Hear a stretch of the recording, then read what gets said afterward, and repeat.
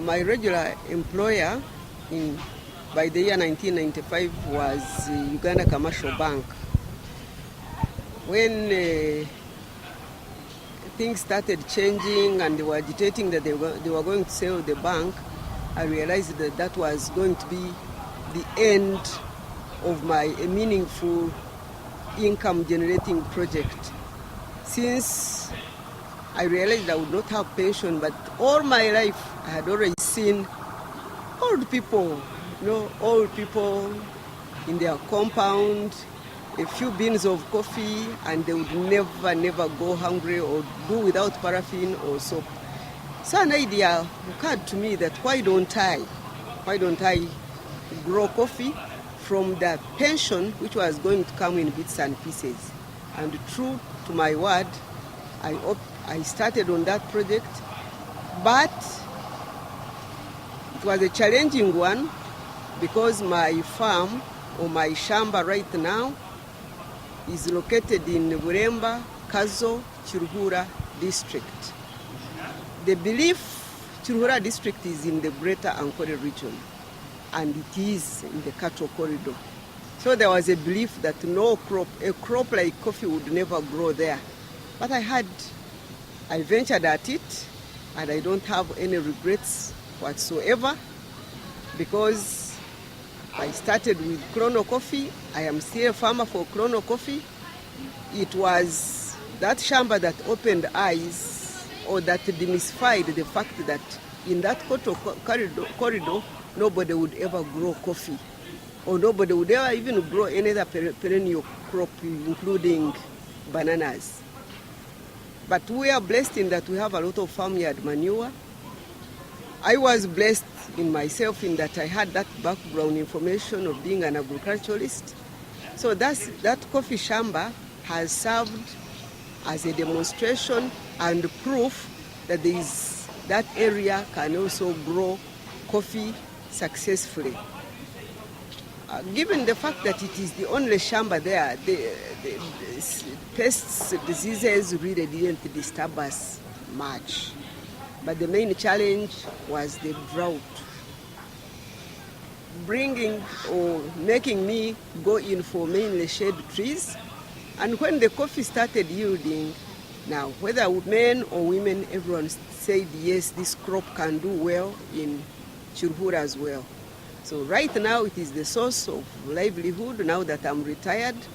The earning is good. They have even put up coffee processing units in the place. So it's a crop which with special effort can grow, I think, in anywhere in Uganda. Their role, traditionally, women have always been in production, doing what we would call providing the bulk of the labor. That when it comes to marketing, it is the wise man who does the marketing. But of late, some women are beginning to say, okay, this is my portion, yes, of the coffee. But those who are a little bit smarter, they say, I would rather engage more in trade. So we have a number of women who are in trade. They are doing it as a business. They buy and sell coffee. For production, the biggest challenge is labor, unskilled labor, because harvesting all the agronomic practices, be it weeding, be it hole digging, be it pruning, all those operations require labor. And the woman at most can do the weeding and the harvesting. Any other thing, the man's stamina is required. And yet, people willing to do that are not many. So that is the biggest challenge. Many people wanting to come on board say, there are too many parts of that coffee production that are labor demanding. And labor is no longer available, given the fact that most of the bulk of the labor force from the youth, they are not willing. They are not willing to engage in that, in the various bits and pieces of harvest coffee, dry the coffee, prune the coffee, plant the coffee. They are not willing, they are not available. So that is what is affecting us in the production sector.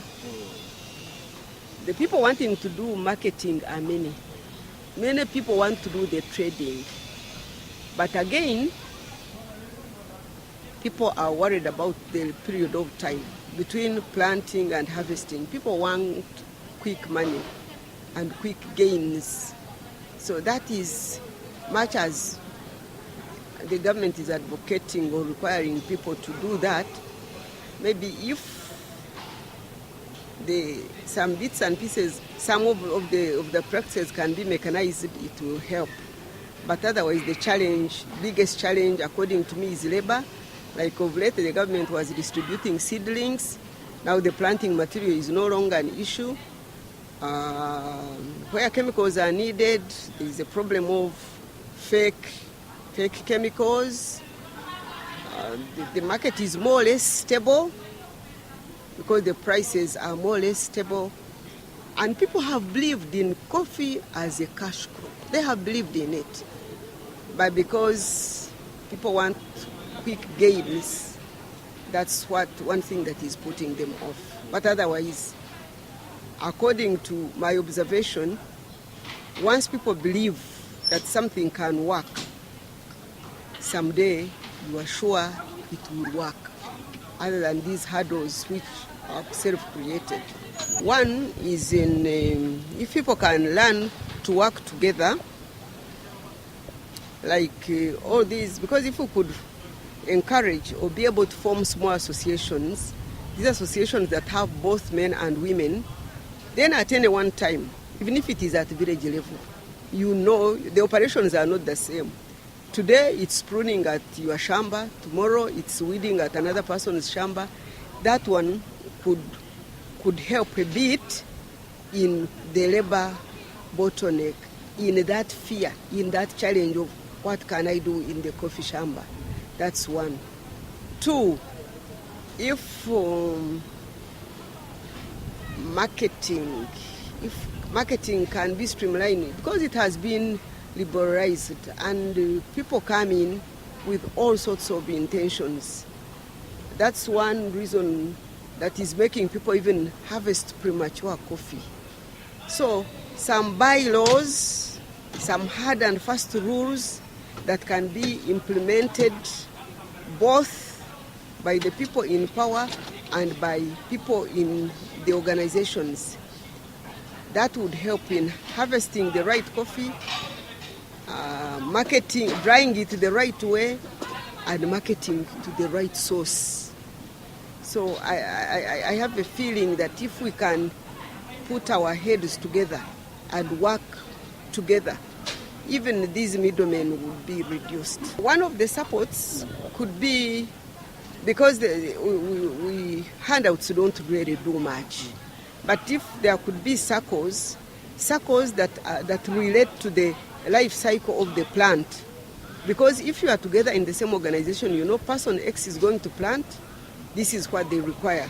And then you even process a loan as per the requirement of the day. And then there is a source of funding.